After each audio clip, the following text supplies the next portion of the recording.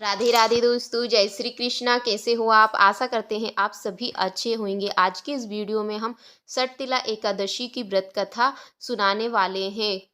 व्रत कथा सुनने के समय आपको थोड़े से हाथ, अपने सीधे हाथ में थोड़े से पुष्प और तिल रख लेना है। व्रत कथा समाप्त होने पर भगवान श्री हरि विष्णु को समर्पित कर देना है। तो व्रत कथा स्टार्ट करते हैं। बोलिए भगवान श्री हरि विष्णु माता लक्ष्मी की जय। एक समय दालभ्यव ऋषि ने पुलस्तभ ऋषि से पूछा कि हे महाराज, पृथ्वी लोक में मनुष्य यानी कि ब्रह्म हत्यारी महापाप करते हैं, पराय धन की चोरी तथा दूसरे की उन्नति देखकर ईर्ष्या करते हैं, साथ ही अनेक प्रकार के व्यसनों में फंसे रहते हैं, फिर भी उनको नर्क प्राप्त नहीं होता। इसका क्या कारण है? वह ना जाने कौन सा दान पुण्य करते हैं जिससे उनके पाप नष्ट हो जाते हैं। यह सब कृपा पूर्वक आप कहिए। पुलस्तभ मुनि कहने लगे कि हे महाभाग्य, आपने मुझसे अत्यंत गंभीर प्रश्न पूछा है। इससे संसार के जीवों का अत्यंत भला होगा। इस भेद को ब्रह्मा, विष्णु और रुद्र तथा इंद्र भी आदि भी नहीं जानते, परंतु मैं आपको ये गुप्त तत्व अवश्य बताऊंगा। उन्होंने कहा कि माघ मास लगते ही मनुष्य को स्नान आदि करके शुद्ध रहना चाहिए। इंद्रियों को वश में कर काम, क्रोध, लोभ, मोह, अहंकार, ईर्ष्या, देश आदि का त्याग कर भगवान का स्मरण करना चाहिए। पुष्य नक्षत्र में गोबर, कपास, तिल मिलाकर उनके कंडे बनाना चाहिए। उन कंडों से 108 बार हवन करना चाहिए। उस दिन मूल नक्षत्र हो या एकादशी तिथि हो तो अच्छे पुण्य देने वाले नियमों को ग्रहण करें। स्नान आदि नित्य क्रिया से निवृत्त होकर सब देवी देवताओं को श्री भगवान का पूजन करना चाहिए। एकादशी व्रत धारण करें। रात्रि को जागरण करना चाहिए। उसके दूसरे दिन धूप, दीप, नैवेद्य आदि से भगवान का पूजन करके खिचड़ी का भोग लगाएं। तत्पश्चात पेठा, नारियल, सीताफल व सुपारी का अर्घ्य देकर स्तुति करनी चाहिए। हे भगवान, आप तीनों को शरण लेने वाले हैं, इस संसार सागर में फंसे बंधुओं का उद्धार करने वाले हैं।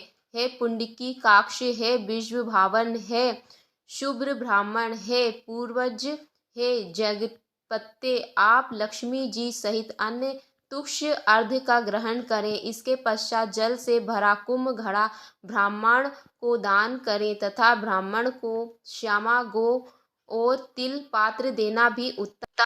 तिल स्नान और भोजन दोनों ही श्रेष्ठ है। इस प्रकार जो मनुष्य जितने तिलों का दान करता है उतने ही हजार वर्ष तक स्वर्ग में वास करता है।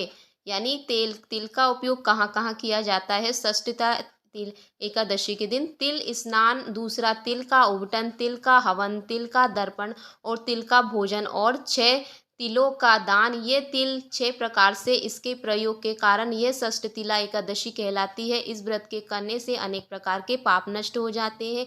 इतना कहकर पुलभ स्तभ ऋषि कहने लगे कि अब मैं तुमसे एक एकादशी की कथा कहता हूँ। एक समय नारद जी ने भगवान श्री विष्णु से यही प्रश्न किया और भगवान जो षष्ठीला एकादशी का महोत्सव नारद जी से कहा, सो मैं तुमसे कहता हूँ। भगवान ने नारद जी से कहा कि हे नारद, मैं तुमसे सत्य घटना कहता हूँ, ध्यान पूर्वक सुनो। प्राचीन काल में मृत्युलोक में एक ब्राह्मणी रहती थी। वह सदैव व्रत किया करती थी।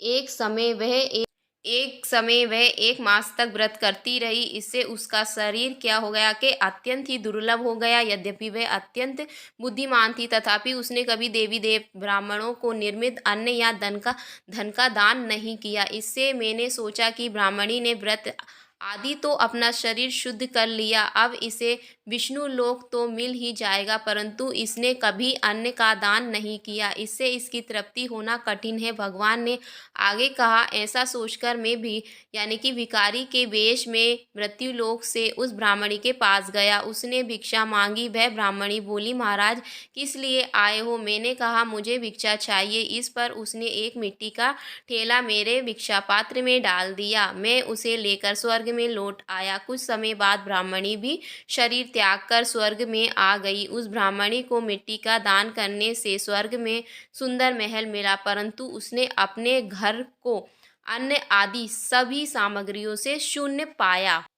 वह घबराकर मेरे पास आई और कहने लगी कि भगवान, मैंने अनेक व्रत आदि आपकी पूजा की, परंतु फिर भी मेरा घर अन्न आदि धन सब वस्तुओं से शून्य है, इसका क्या कारण है। इस पर मैंने कहा कि पहले तुम अपने घर जाओ, देव स्त्रियाँ आएंगी तुम्हें देखने के लिए, पहले उससे षठ तिला एकादशी का पुण्य और विधि सुन लो, तब द्वार खोलना। मैंने ऐसे वचन सुनकर वह अपने घर गई। जब देव स्त्रियाँ आई और द्वार खोलने को कहा तो ब्राह्मणी बोली, आप मुझे देखने आई हैं तो षष्ठ तिला एकादशी का यानी कि महोत्सव उस मुझसे कहो। उसने उनमें से एक देव स्त्री कहने लगी कि मैं कहती हूँ। जब ब्राह्मणी ने षष्ठ तिला एकादशी का महोत्सव सुना तब द्वार खोल दिया। देवगणों ने उसको देखा कि ना तो वह गांधर्व थे और ना ही असुरी है, परंतु पहले जैसी मनुष्य है। उस ब्राह्मणी ने उनके कथानुसार षष्ठतिला एकादशी का व्रत किया। इसके प्रभाव से वह सुंदर और रूपवती हो गई तथा उसका घर अन्न आदि समस्त सामग्रियों से युक्त हो गया। अतः मनुष्य को मूर्खता त्याग कर षष्ठतिला एकादशी का व्रत और लोभ ना करके तिल आदि का दान करना चाहिए। इससे दुर्लभ भाग्य और आपके जो कष्ट होते हैं वह सभी मिट जाते हैं। तो दोस्तों, आप यानी कि दान का बहुत महत्व बताया गया है इस कथा में। यानी कि जो ब्राह्मणी थी उसने अपना यानी कि व्रत किए, पारायण किया, पूजा सब कुछ किया, लेकिन उसने कभी भी धन का और तिल यानी कि अन्न का किसी भी प्रकार से दान नहीं किया था। तो उसे स्वर्ग में भी ये आपका धन और आपका अन्न नहीं मिला। तो इस तरह जो आपका दान होता है एकादशी के दिन, दान का बहुत महत्व बताया गया है और 6 जगह तिल का जरूर उपयोग किया जाता है, क्योंकि हम दान नहीं करते हैं, भले कितने व्रत कर लें, पुण्य कर लें, लेकिन हमें फल प्राप्त नहीं होता। तो दान जरूर करिएगा। षष्ठ एकादशी के दिन थोड़े से तिल का दान जरूर करें, भगवान को भी तिल का भोग जरूर लगाएं। तो दोस्तों, वीडियो कैसी लगी, थोड़ी सी भी अच्छी लगी हो तो चैनल को सब्सक्राइब जरूर करिएगा। राधे राधे दोस्तों।